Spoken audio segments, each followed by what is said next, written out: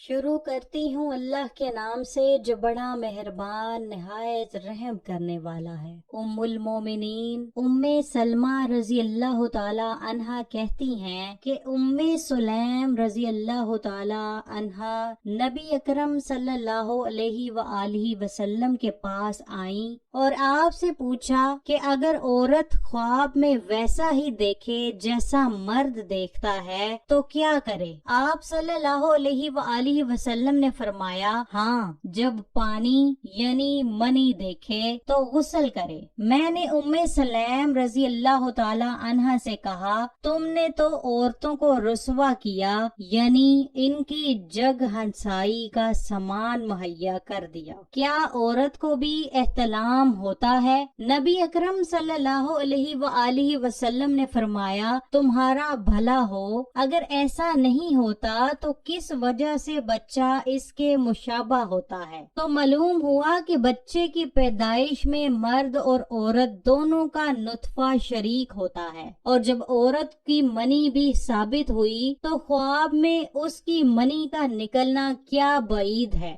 جیسے مرد کی منی نکلتی ہے۔ حضرت محمد صلی اللہ علیہ وآلہ وسلم سے یہ سوال کرنے والی عورت آپ کی رضائی خالہ جو کہ حضرت انس کی ماں، جس کے چلنے کی آواز آپ نے جنت میں سنی تھی، اللہ تعالیٰ نے اس عورت کو بہت ہی بہادری اور ہمت دے رکھی تھی کہ جنگ میں یہ ام سلیم قیدیوں کو مرہم پٹی اور پانی پلانے میں نبی اکرم کا خوب ساتھ دیا کرتی تھی، جس نے جنگوں میں ایثار و قربانی کی مثالیں قائم کر رکھی تھیں۔ جب نبی اکرم نے ہجرت کی تھی اس وقت ام سلیم نے اسلام قبول کیا، وہ مدینہ کی تھی۔ ام سلیم کے شوہر کا نام مالک بن نضر تھا، جو کہ کسی کاروبار کے سلسلے میں دوسرے شہر گیا ہوا تھا۔ جب شوہر گھر آیا تو ام سلیم نے اپنے خاوند سے کہا کہ میں مسلمان ہو گئی ہوں، تم بھی کلمہ پڑھ کر مسلمان ہو جاؤ،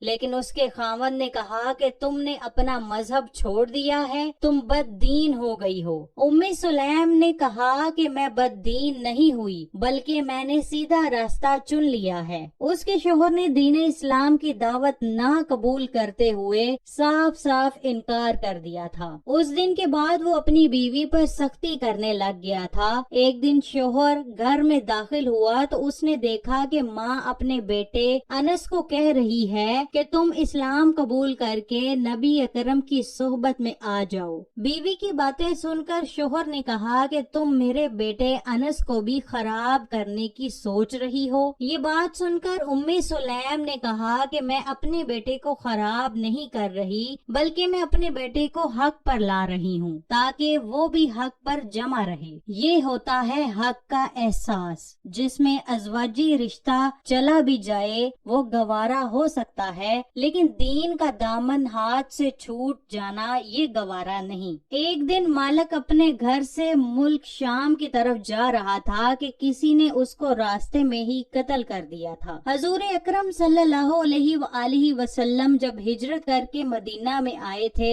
تو سب نے آپ کی خدمت میں اپنی توفیق کے مطابق کچھ نہ کچھ تحفے تحائف دیے تھے۔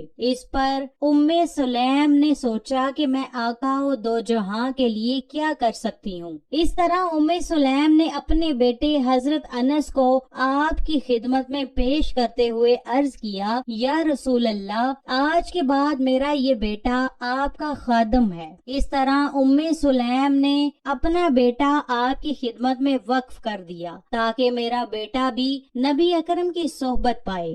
اس بات کے بارے میں حضرت انس خود فرماتے ہیں کہ میں نے حضور اکرم کی خدمت میں 10 سال بسر کیے ہیں، ان 10 سالوں میں نبی اکرم نے مجھے کبھی بھی نہیں ڈانٹا۔ حضرت ام سلیم بیوہ ہو چکی تھی۔ مدینے کے ایک شخص جس کا نام ابو طلحہ تھا، جو ابھی تک مشرک ہی تھا، ابو طلحہ اپنا رشتہ لے کر ام سلیم کے پاس آیا۔ جب اس نے ام سلیم سے شادی کی بات شروع کی تو ام سلیم نے کہا کہ ابو طلحہ، آپ جیسے بڑے سردار کو شادی سے انکار تو نہیں کیا جا سکتا، بلکہ اصل بات یہ ہے کہ تم کافر ہو اور میں مسلمان ہوں، तुम कलमा पढ़कर मुसलमान हो जाओ, मैं आपसे शादी करने के लिए तैयार हूँ। अबू तलहा ने कहा कि मैं आपको सोने और चांदी का हक मेहर देने को तैयार हूँ। उम्मी सुलैम ने बताया कि मुझे किसी चीज की तलब नहीं है, मुझे बस ये है कि तुम इस्लाम कबूल कर लो, मेरे लिए यही सब कुछ है। मुझे आपसे शादी करने से कोई शिकवा नहीं है, बल्कि मुझे एतराज ये है कि तुम बुत की पूजा करते हो। जिस बुत को फला कबीले का हबशी गुलाम बनाता है, ये बुत आपको कोई नफा या नुकसान नहीं पहुंचा सकता,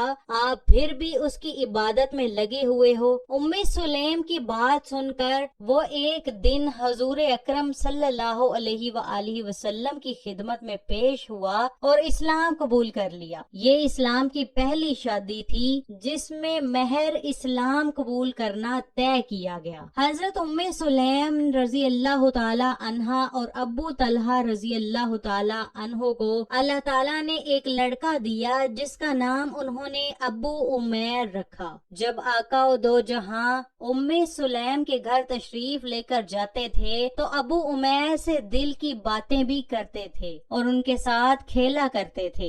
एक दफा अबू उमैर बीमार हो गए। दूसरी तरफ हजरत अबू तलहा फजर की नमाज रसूलुल्लाह सल्लल्लाहु अलैहि वसल्लम के हमरा ही अदा करते थे।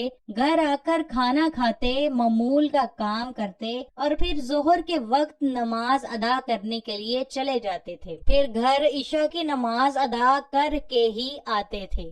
एक दिन रसूल अकरम सल्लल्लाहु अलैहि वसल्लम अबू उमैर के पास ही थे कि बीमारी बहुत ही बढ़ गई थी, जिसकी वजह से अबू उमैर की रूह परवाज हो गई। उम्मे सुलैम ने इसकी मौत का किसी को ना बताते हुए अपने घर वालों से भी कहा कि कोई भी रोना धोना शुरू ना करे। जब अबू तलहा घर में आए थे तो अबू तलहा ने बच्चे का हाल पूछा तो उम्मे सुलैम ने जवाब दिया कि पहले से काफी बेहतर है। उम्मे सुलैम ने सबसे कह रखा था कि कोई अबू तलहा को बच्चे की मौत के बारे में खबर ना दे, मैं खुद ही उसको बताऊंगी। उम्मे सुलैम ने अबू तलहा के लिए खाना तैयार किया। जब वो घर आए तो उनको और उनके साथ जो साथी थे उनको खाना दिया। सबने खाना खाया तो अबू तलहा के सब साथी घर से खाना खाकर चले गए। जब सब चले गए तो उम्मे सुलैम ने अपने जिस्म को खुशबू लगाकर तैयार किया। जब वो अपने खामद के पास आई तो खामद भी उसकी खुशबू से उनकी तरफ माइल हो गए।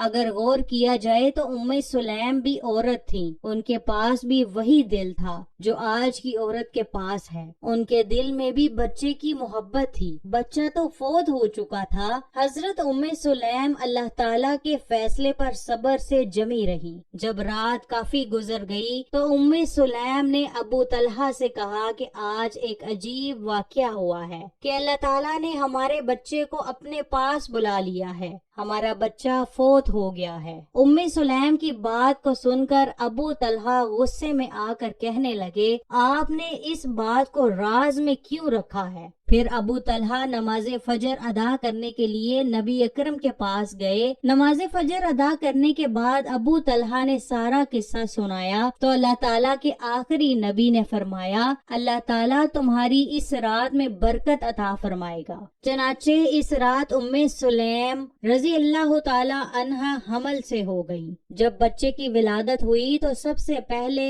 उसको नबी अकरम की खिदमत में पेश किया गया। जब बच्चे को आपके सामने पेश किया गया तो आपने बच्चे से प्यार किया और उसका नाम अब्दुल्ला रखा।